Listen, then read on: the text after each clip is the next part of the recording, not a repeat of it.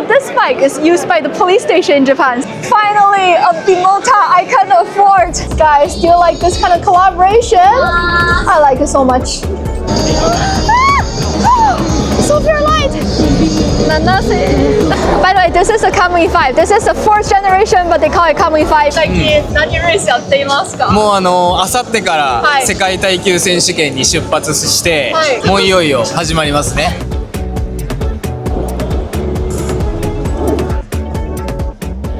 Hey guys, this is Rena and you're watching Tokyo Motorcycle Show 2026. So in this episode, I'm going to introduce you all the exciting bikes from the show. And by the way, this is a Police NT1100 from Honda. Let's get started. So Honda has finally brought their V3R 900 e-compressor prototype to the show. This is a V3, so 3-cylinder engine. 2 are from the front, and then 1 is from the back. So I absolutely love this like asymmetrical feeling. And then even the cowl look different from both sides. It's very special for Honda. I have never seen it before on any other bike on Honda.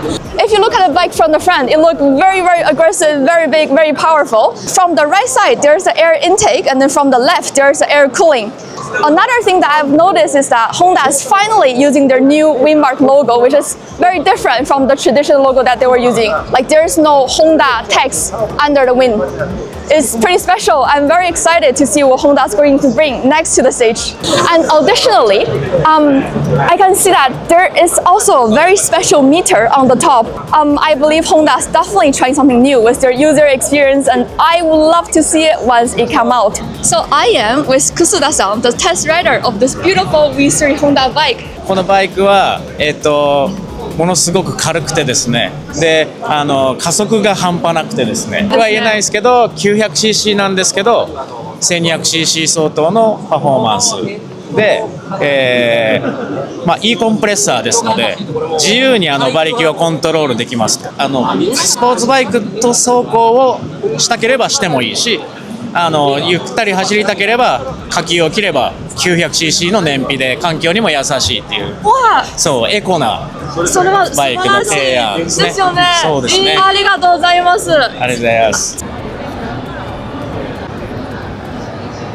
So behind me is a CB400 Super 4, and I am so happy that it is back to Japan. So for the ones who are not familiar with Japanese motorcycle license, in Japan, the most common motorcycle license you can find is either mid-size or large size. The mid-displacement is for license under 400cc, and then the larger one has no limitation. So if you got your driver license in Japan, very likely that you are training on this, well, on the older version of the CB400 because it was used for the school bike all over Japan. And then later it was switched to NS400 because this one, well, the old CB400 was discontinued. It is gorgeous. Look at the tank. And I am so amazed by Honda that they are using a metal fuel tank because a lot of other competitors, because of design, because of material, they are using plastic, and it's definitely not at the same quality. I heard that they got a lot of inspiration from the legendary CB404. It was the best. And I am just so curious, how does it ride? Does it ride as good as the old CB400? I wanted to find out. Wow, this lovely red color. I mean, there are multiple colors. I feel like this is probably one of the most classic colors that you can find for this CB400. It's just so great. I actually like the white one very, very much. You can see that I can also easily flat-foot it. I can imagine this also must be really friendly for beginners. The clutch feels, wow, just like the old one. The official name for this bike is CBR 400R4, which is a bit different from the traditional CBR 400R. It uses a metallic silver color, which is actually really, really rare. Not only rare for Honda, but this is also very uncommon from all the Japanese makers. So the bodywork is really sharp, almost as if it has been like carved by a knife. The design uses very few lines, but still create a strong and seamless overall form. So the headlight of this bike is also quite unique. So instead of using the CBR very signature like the twin eye, this bike is using like a very new design, this V-shaped big front headlight that stretches across the front, which is quite special. Oh, I like it very much. So you can see that I can easily flat-foot it. So meaning that this is probably a really good bike for beginners and also for female riders. And by the way, guys, which color do you like better, the black one or the silver one right there? CV1000 GT, another bike that was first launched in EICMA last year, and finally I can see it in Japanese motorcycle show. Let me give it a sit. Well, first of all, this one comes with 3 huge storage boxes on top, which I think is really great. It shows that Honda is really pushing it for tour. Let me give it a try actually. Let me.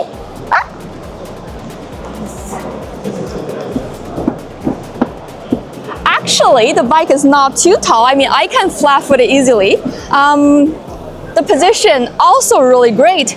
And I also know that this one also comes with a adjustable windscreen. So I can definitely imagine myself riding this bike like in the wind, and then this will give me a lot of comfort and great wind protection. And by the way, I believe this bike was based on the CB1000 Hornet. Based on the sitting position, I can imagine this bike must be really great for like long distance tour, but also not too bad for city riding. ホンダテクニカルカレッジは埼玉県にありますホンダの自動車整備の専門学校になります。 This bike is in collaboration with the Honda Technical College, but what I really wanted to introduce is right here. So this is a bike from 60 years ago. How impressive is that? 60 years ago. So this is probably the oldest and well, one of the most classic Honda Cup in history. The color looked really great, the engine also looked not too bad.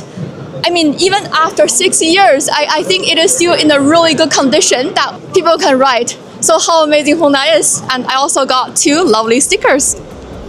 So this is a lovely ST125. So another name for this bike is Dax. Let's give it a sit. It is so cute. Oh my god, it's so kawaii. And then of course I can easily flat foot it. The position is also just lovely. I can imagine riding it for a daily commute, or I can also ride it for like a long tour. I'm pretty sure that this also runs on like gasoline saver mode. Look at this lovely monkey behind me. So this is also like 125cc, but it has a different engine than the other one. So this one right here, even though this is the newest model, you can buy it like today, but everything that you see on this bike has been carefully customized. For example, this lovely cover for the exhaust, or the seat, or this like swing arm. I love the original design, but I also love the customized version. And that one right there, the Hunter Cup, has also been customized nicely. So look at this like exhaust cover. It is so special and so cool. So in Japan, there are a lot of like small bikes like this or mini bike like this. I know that a lot of riders, they tend to like do a lot of customization on their monkey, on their Dax, and on their cup, especially Hunter's Cup. Would you want to buy one and do your design? Another Honda big premium scooter right here. Let's give it a try. I feel like a lot of the bikes that Honda is like offering this year, they come with the 3 storage box. Lovely. I can also flat foot it easily. I'm too tall, by the way. I'm 171 centimeter tall. I feel like that's pretty tall for an Asian girl, maybe. So love the position. You feel like it's really easy to ride. And by the way, I was just consulting with a local Honda Dream before I came to the show. So if you order this one today, you have to wait 3 to 4 months. Just see how popular it is in Japan. I'm sure that in your location, in your country, you also have to wait like for a pretty long time. But it is just so beautiful, and I think it's worth it. The eye of this Pokemon can also, oh look, you see that? The eye can also blink. That is lovely. So yeah, I believe this is a collaboration between Honda and Pokemon that they were doing last year, and it also has a name, Ride on Dream Project. ありがとうございます。じゃあこれは何バイクですか？これ中身のバイクは特に何かに、同じようなものではなくて全てゼロから設計しているバイクものになっています。はい。なのでフレームもパワーユニットも、外装も全てゼロから開発しているものです。ありがとうございます。これは実際は乗れますか？はい、実際乗れます。はい。で乗って走ることも可能です。あちらに映像もあるんですけど、はい。素晴らしいですね。後ほど見て。速いですか？最大15キロまではい出ます。はい。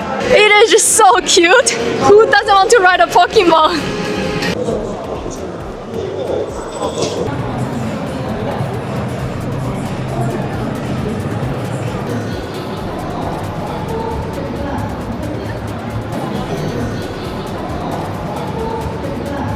So this is the XSR 900 without the GP. Let's give it a try.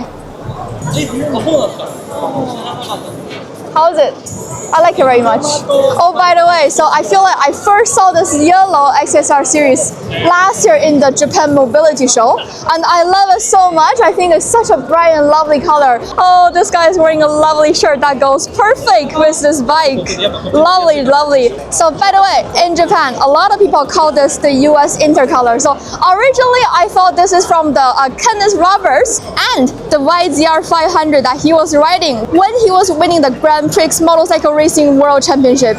But actually, that was not the first time Yamaha started using this color. The first time for Yamaha to use this beautiful yellow was for the TR3 Racer in 1972. Impressive, right? A little bit history right there. I can also easily flat foot it. I feel like it has a perfect height and the position actually very aggressive. More aggressive than what I was expecting.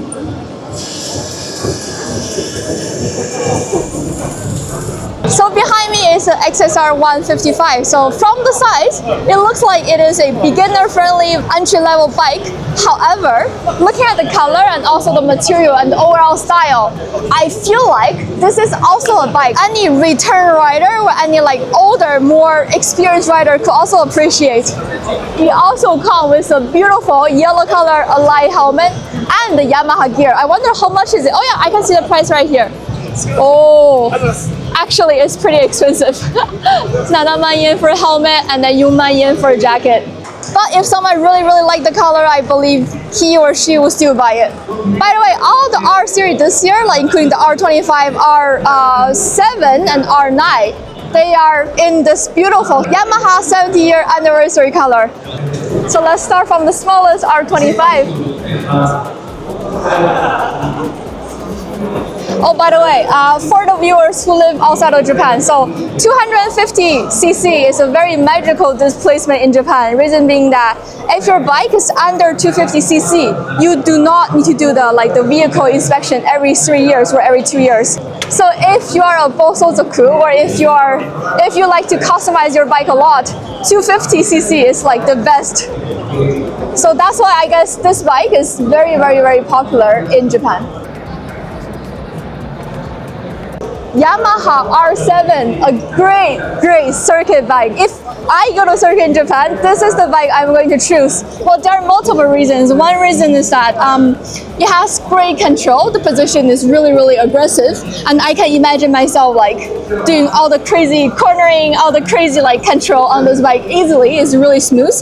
Another reason being that this bike actually the price is not too bad compared to other like competitors, like for example like R6 or ZX6R or Honda CBR 600RR. This one already has like the most friendly price tag. I actually heard that if right now you put on an order for Yamaha R9, you have to wait around like 6 to 7 months. So yeah, this is a very popular bike in Japan right now. Oh my god. By the way, I was also riding this bike I feel like 3 weeks ago. It has the best control. I absolutely love it. It's just a perfect bike. The only problem, it is too difficult to get. Oh, the position. Oh, really aggressive. Wow. You can see that Yamaha is really like using this new meter as a standard and putting it on all of the new bikes, basically, all of the premium new bikes, basically. This bike has no significant upgrade from last year's motorcycle show, but it is gorgeous as always. Aggressive, beautiful design, and very powerful engine. And this has been, again, winning a lot of races in the last year too, All Japan Road Race, and I feel like they're also doing pretty good for WSBK World Championship. And not too bad for MotoGP either. Wow. I feel like already in 2026, you can't really say anything negative about R1 already. And this is, by the way, this is even R1M. Look at this winglet. I mean, last year I saw it, I was like, this is so aggressive, so beautiful. And this year, it looked just as amazing as it is last year. I want it. There isn't any significant upgrade for R3, but look at the color. I feel like Yamaha, every year they will come out with like the best color, the most like magical color ever. I'm not too sure how to describe it in English. It's like this mint green or aqua color, something between like green and blue. And then also with a little bit of orange and like black. By the way, this is only color change, but the one you are looking at use upgraded like a customized suspension, and also the wheellet, this is all like customized carbon parts, and right here on top of the windscreen. But one more thing I've noticed is that Yamaha this year, they came out with a lot of very beautiful but a little bit expensive accessory. This helmet costs like 8만 yen, this shirt costs like 6만 yen again. It's really beautiful, but I mean, if I buy a Yamaha, am I gonna get it? You know what? Maybe I will. Would you? Actually, I just heard it from the Yamaha staff that this bike is using the same battery as the Honda, so you can like share the same battery. Same battery, yes. You can rent it easily from like some shop or some like battery station. Oh, yeah. Wow, amazing, impressive. A lovely collaboration. Arigatou gozaimasu. Right now it's empty, but you can use the same battery you get from like Honda Go or other battery station. And I will give a sit.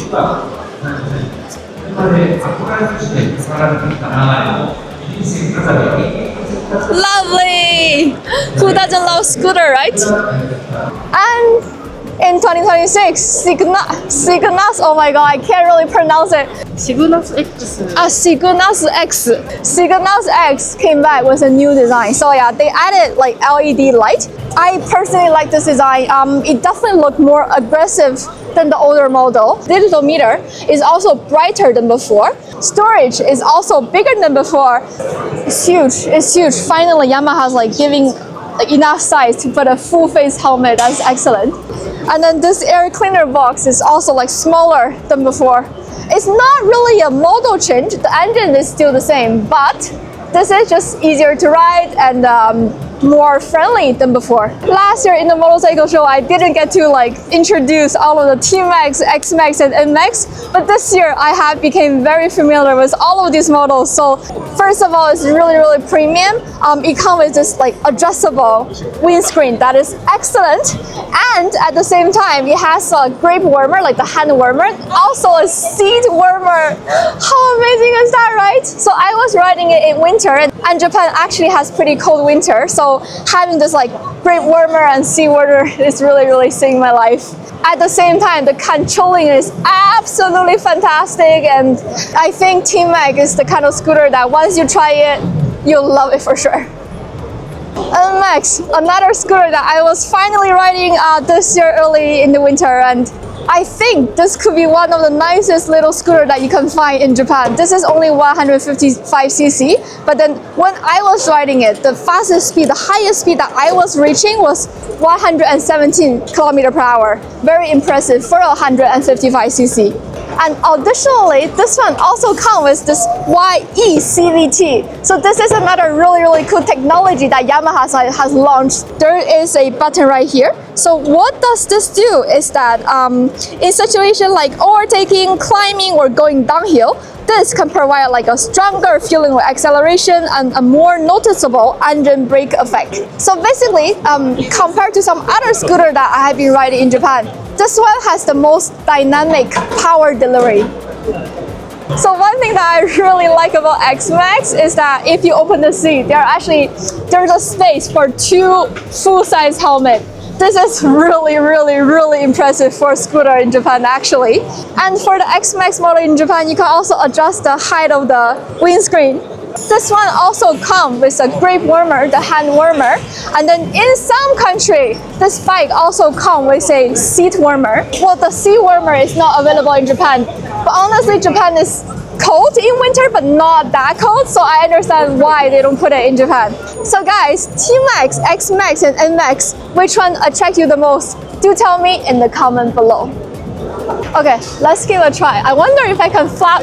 Yeah, I feel like this is a bit difficult to like fully flat foot. Like, I understand that this bike is mainly for like off-road purpose, but even at the same time, this is still like a bit too tall. I can definitely ride it for off-road, but it's not that friendly for like some of the shorter riders, for some of the female riders, I would say. 方は、あちらの反対側のプレス受付にお願いいたします。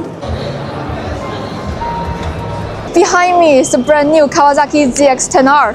It has always been a really aggressive bike, but this year, Kawasaki took it even more aggressive with that huge winglet right there. I heard from Kawasaki that with this huge winglet, you will have a 25% more downforce, especially if you're riding higher speed. And then now the bike in general is a lot more planted, especially if you're like exiting corner, and you will feel a lot more confidence. Yeah, because originally my impression of Kawasaki ZX-10R has always been that it is a bit more straight than some of other like bike in the class, for example, compared to like Fireblade. Because this one actually, all of the liter super sport bike in Japan, this is the only one that has a cruise control. Let me see if it still has a cruise control. Wow, I can flat foot it, so it is not too bad. The seat level is not too bad. The seat height, I'm enjoying it. And then let's try the riding position. Ooh, just as aggressive as it was before. And by the way, I feel like this one comes this way. Even though it has like a 25% more downforce, but the cruise control is still there. Really nice, making this bike perfect for track and also for street.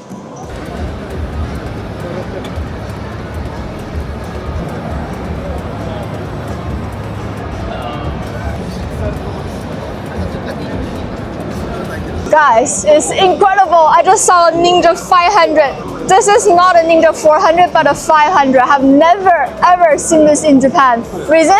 So the two very common Japanese bike license size is one under 400cc and one like above 400cc, like the big size. So I think selling Ninja 500 is a huge step for Kawasaki or any Japanese maker. It means that they decided to like ignore the size requirement, the size limitation of the motorcycle, but to sell what they really think is the best and the easiest to ride. I love it, respect, like really respect to Kawasaki. Yeah, this is definitely stronger and more powerful than Ninja 400, but right now I'm just really curious, will Japanese people buy it in Japan?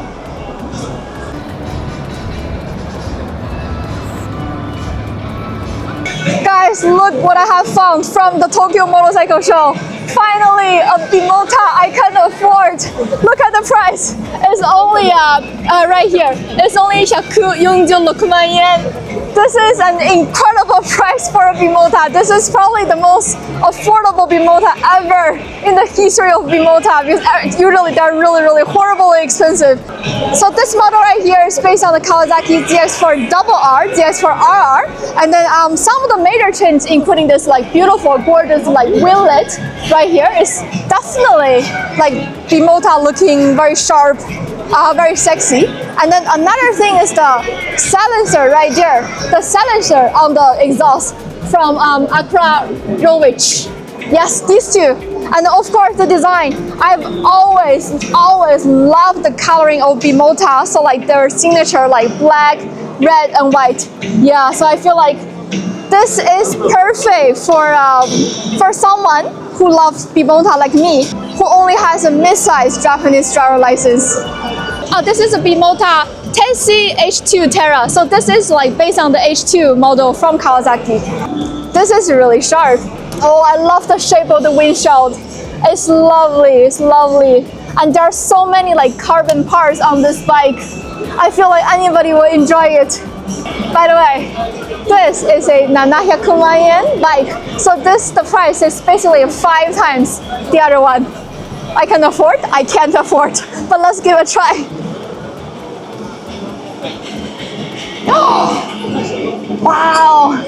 Wow, the seat height is actually, the seat height is a bit taller than what I was expecting. I feel like I can flat foot perfectly on ZX-10R, but I can't flat foot on this bike, on this like customized Bimota bike. Wow, so aggressive. This is super aggressive. I can imagine, I can ride it like a beast. Wow, so great. And you can see a lot of carbon parts and a beautiful like silencer and then the exhaust and also like iconic Bimota wheellet right here. I see the Bimota signature like design customization all over this bike.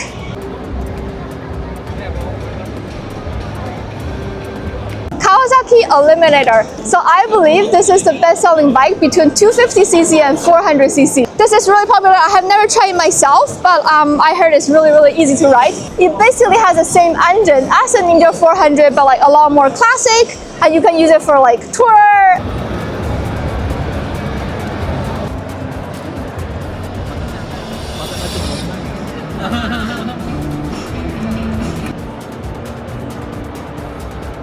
After V-Strom 650 has been replaced by V-Strom 800, it is so refreshing to see that Suzuki is finally bringing back their V-twin 645cc engine. Let's give it a try.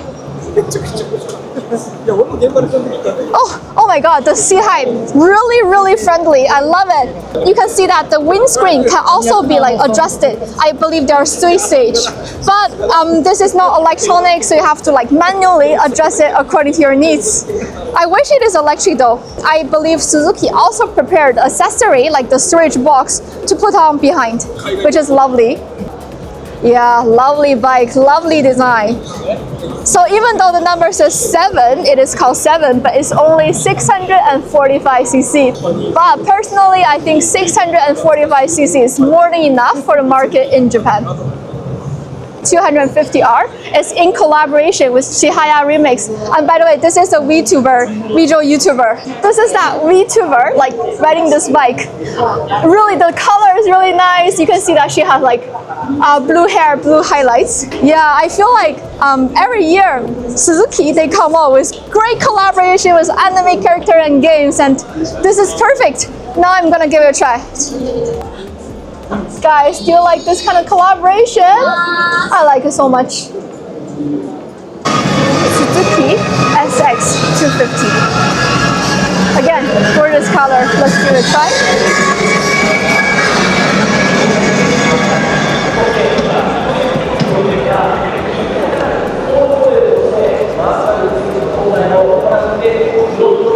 Wow, very soft suspension. I've always enjoyed the suspension of Suzuki. Right now it's not on, so I can't really show you guys what the TFT meter looks like, but this is pretty interesting. Again, my favorite bike of all time, beautiful Suzuki Katana. Last year I was mentioning in my video that if this bike has a new TFT meter and if this bike has like a bigger gasoline tank, I would make a purchase right away. Even right now in 2026, I still think this bike is the most gorgeous looking street bike in the history of Japanese street bike. But very unfortunately, the 12-liter gas tank is too small for me. Suzuki Hayabusa, still one of the most powerful super sport bike that you can find in Japan.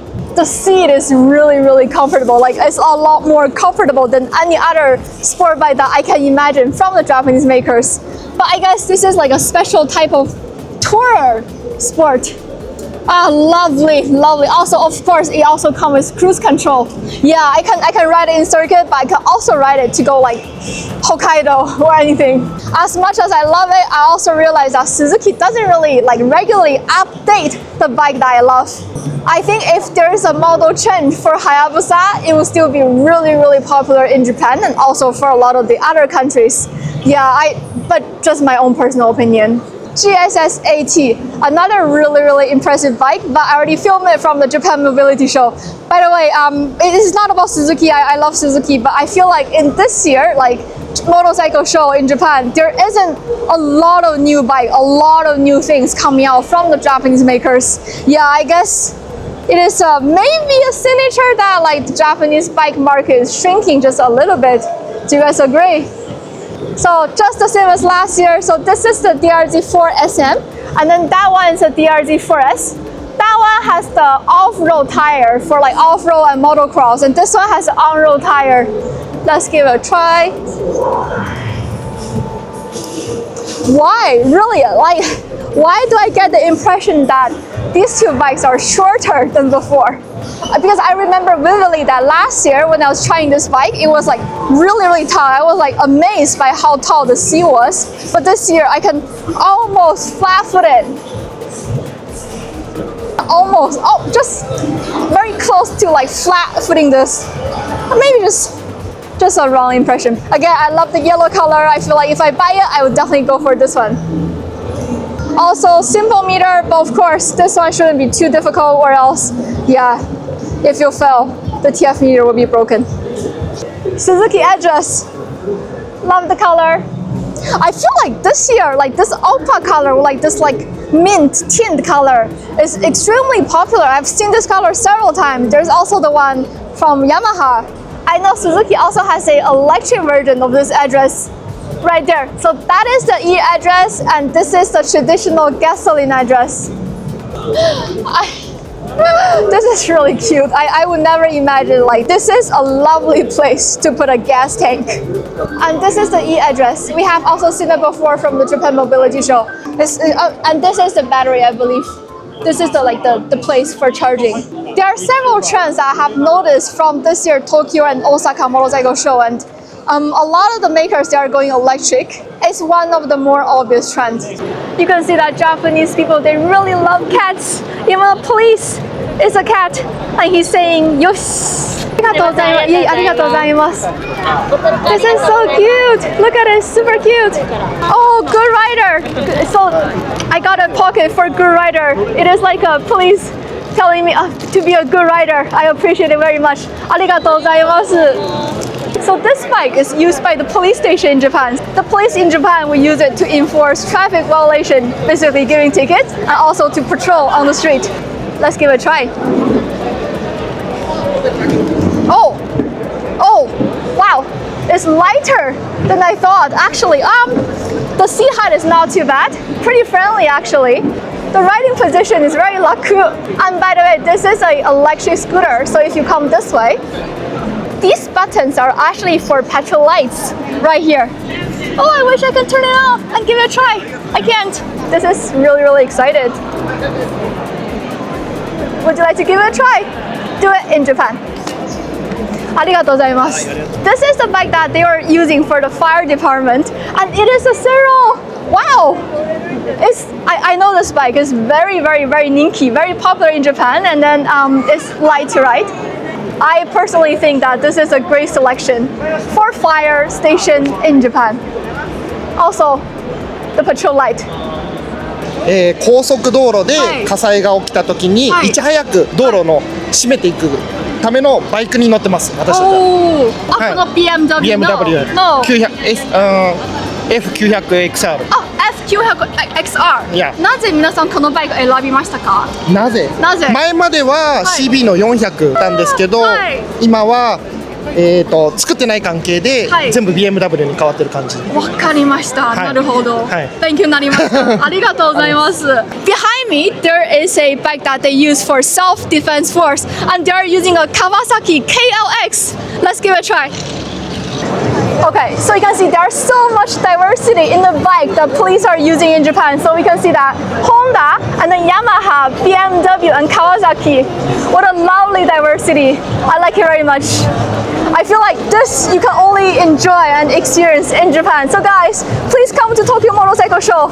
It's really eye-opening for me. Okay guys, so that is all from the Tokyo Motorcycle Show 2026. So which bike is your favorite? Do tell me in the comment below. And see you in the next episode.